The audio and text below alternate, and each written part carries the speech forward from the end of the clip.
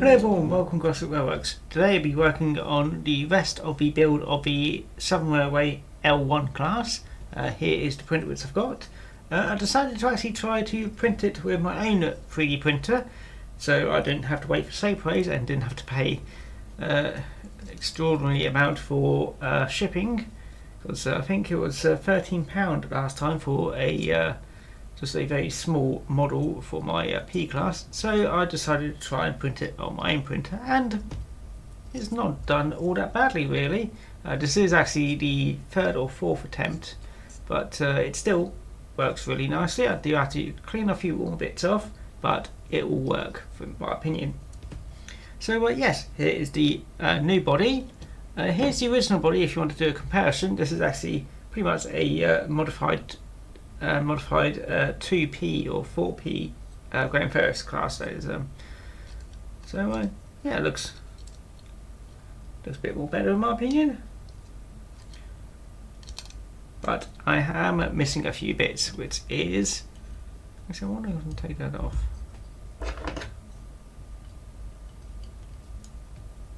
No, that doesn't come off. So I was just thinking that the boiler, the smoke box door can come off, but it can't. But yeah, so let's see what bits what we need to fit.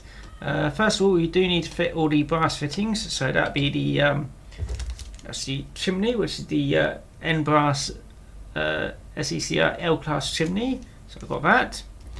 I've also got the L class safety valve for the safety valve bit. I've got the dome, also L class, because it's the L1 class was basically a development of the SECR L class, so obviously it does have bits and bobs. I have got some more buffers, because I do need to fit buffers to the front, and I'm thinking about replacing the back ones as well, just so that they all match. I will also be painting the tender a different colour as well, but I'll get onto that in a minute. And I have also got a L-class smoke box door, but it doesn't quite match what the prototype is meant to have. It's meant to have a module door. I probably misordered something. Never mind. I can scratch build my own tender door, not tender, smoke box door. So I have already drawn it all out, so I can get onto that. I might also reinforce these front steps, just because since I've only got a PLA printer, it's not all that finely detailed, so I may just reinforce them just a little bit. Anyway, that's all the brass bits. The body, I have already disconnected the tender connection wire. Unfortunately, with my choice of chassis, I will not be able to use the 3D printed tender body which I had intended to use, because it's actually a bit small. It's not long enough for this tender.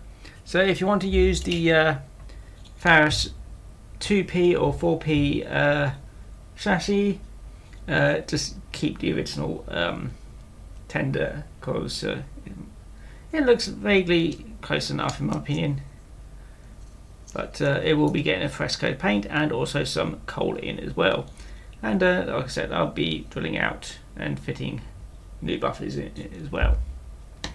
Here's an older version of the printers I had. The reason I kept this one around is because first of all it did have very good prints of the steps, and also allowed me to refine the model. So this one will fit.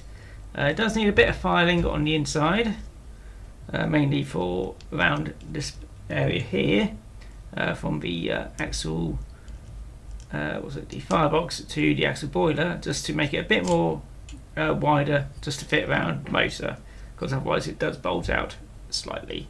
So that's my main thing to do.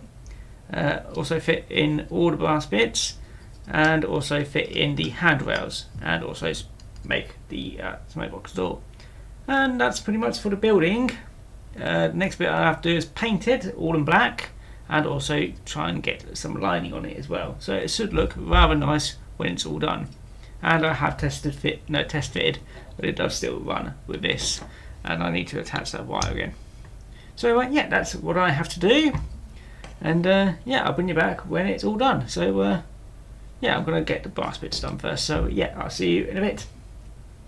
Southern Railway L1 class was a class of 440 steam tender locomotives built for express passenger service on the South Eastern Main Line of the Southern Railway. They were designed by Richard Maunsell as the development of Harry Wainwright's L class.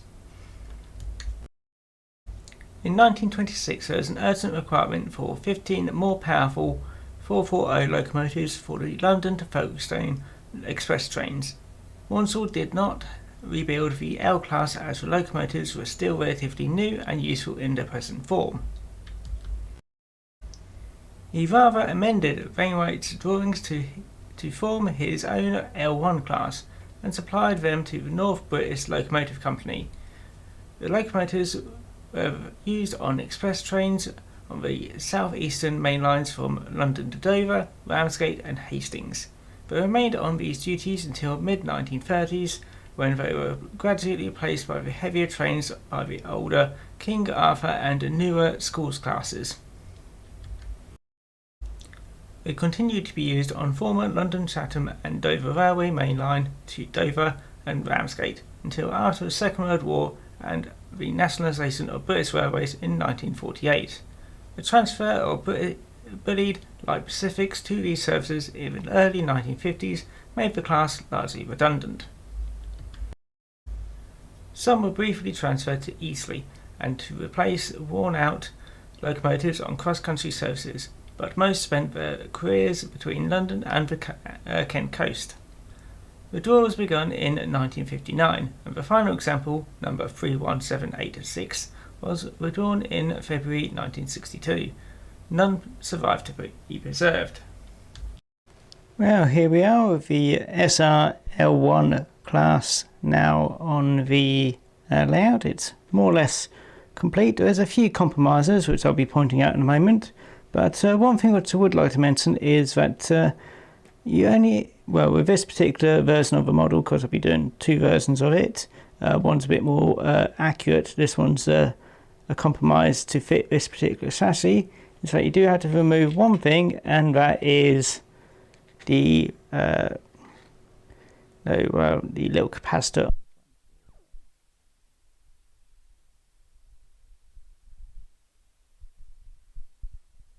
I can get it to look as close as I can to what it's meant to look like, but just to fit this particular chassis.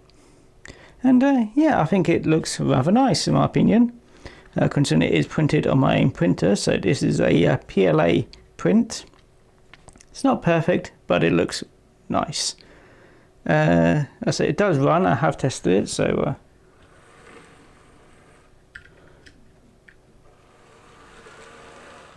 there we go. But yes, the compromise is, first of all, the tender is the original Farish 4P1, because the actual size one is actually a bit too small, because it's the same size as the Farish N class tender, because it's basically the same tender anyway. The model does bulge out ever so slightly. That's because it has to fit around the old chassis for the old Farish one. The little compromise down here, just so that it fits the chassis and looks nice.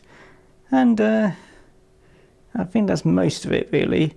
I have had to add a bit more weight to it, so there is more lead tape on the inside, and I'll be gluing them down permanently just so they will stay down properly. And also I did use, instead of using the normal brass paint, I used an acrylic pen. These are little paint pens, and you paint with them instead of using brass. It is gold coloured, but it's close as I had, and it worked quite nicely in my opinion. Also found out that this tender leaks, because when I was adding the glue, after the glue settled in for a little bit, I then found out, why is it? It's fallen out the bottom. But I may need to re-glue that a bit more better. May need to glue that a bit more better. And just to show you in comparison of the original one, here is the original body. And as you can see, it is actually a fair bit shorter than the actual L1 class. So it did its job, but I think this looks bit more nicer in my opinion. Just need to make it heavier. So I'll find little ways to add more weight here and there. But if you're using a more accurate model, for if you want to do a tender drive, that's probably work a bit better, but I still advise add more weight to the body.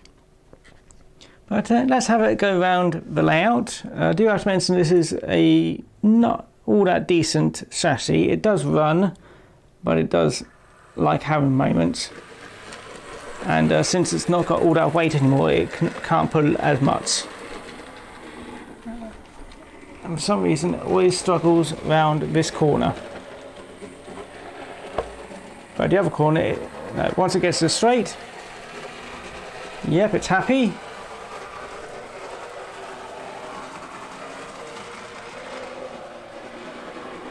And the other corner, it's perfectly fine.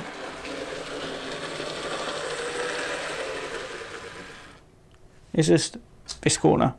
Might be because this one actually is fairly tight, so it might be a bit of clearance issues for the loco body and the tender. So let's just pop it on the outside and give it a nice run round without any without a load. This should be nice now.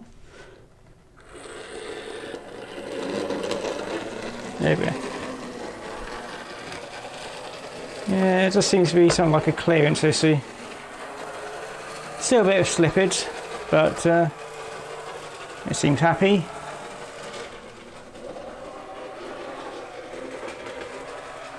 And here it comes.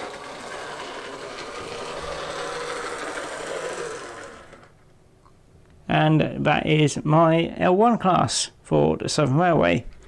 And as I said, I think it looks rather nice, and it does look a bit better than this one.